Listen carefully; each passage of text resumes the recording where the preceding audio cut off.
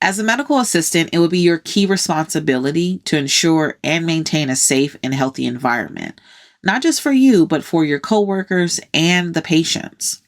To do that, you must understand how infections occur and are transmitted to make sure that you're practicing all necessary infection control precautions. There are 5 elements that must be present for infection to occur: reservoir host, a means of exit, a means of transmission, a means of entrance, and a susceptible host. The infection cycle starts when a pathogen invades the reservoir host.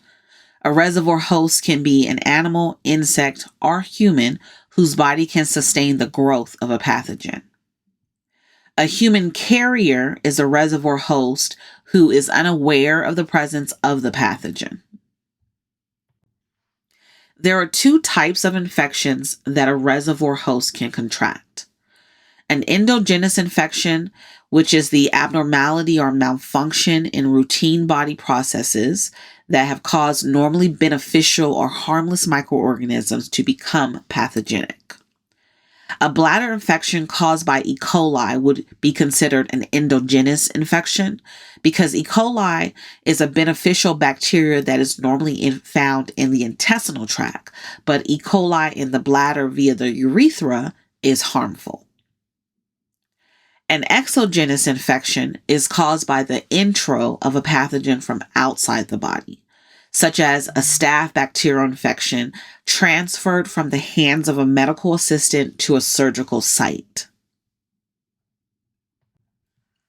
The next step in the cycle, the pathogen will need to exit from the reservoir host.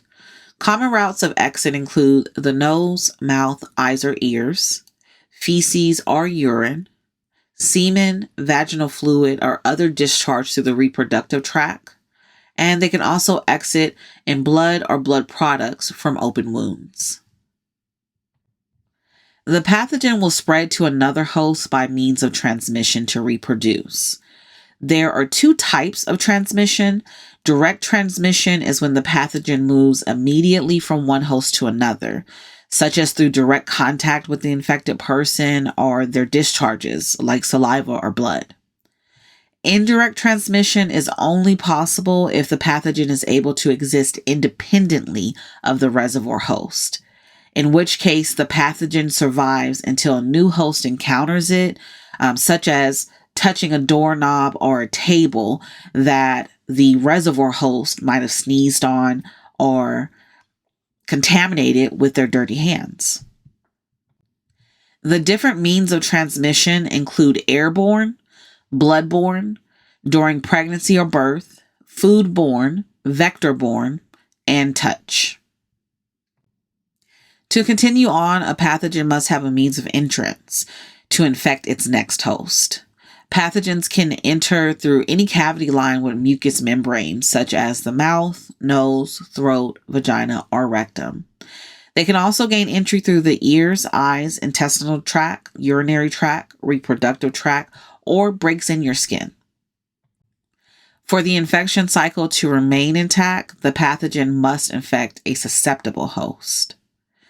A susceptible host is a person who has little or no immunity to infection by that organism. Now, there are a variety of factors that will determine if you are considered a susceptible host. Your age, genetic predisposition, nutritional status, stress levels, hygiene habits, and general health are some that will help determine that. There are also environmental factors that come into play. The climate, food, water, animals, insects, and people in the community influence disease transmission as well. If you live in a heavy populated city versus a small town, there's more opportunity for the infection to spread. The principles of asepsis must be applied to break the cycle of infection. Asepsis means that pathogens are absent or controlled. To help break the cycle, you can sterilize equipment and practice good hand hygiene. To break the cycle of infection overall, you want to maintain strict housekeeping standards to reduce the number of pathogens present, adhere to government guidelines to protect against disease caused by pathogens, and then educate patients on hygiene, health, and disease prevention. Transmission by touch is the most common means of transmitting pathogens. So it should come to no surprise that the single most important aseptic procedure for a medical assistant is proper hand hygiene. The two most common methods is hand washing with plain or antimicrobial soap and water, or hand disinfection with alcohol-based hand disinfectants, AHD. Fingernails are a playground for pathogens. The CDC recommends that natural nail length be less than 1/4 of an inch. The use of nail polish and artificial nails is discouraged because they harbor pathogens. The CDC recommends that healthcare workers not wear artificial nails or extensions when working with high-risk patients. However, the World Health Organization recommends that healthcare workers not wear artificial nails when working with any patients.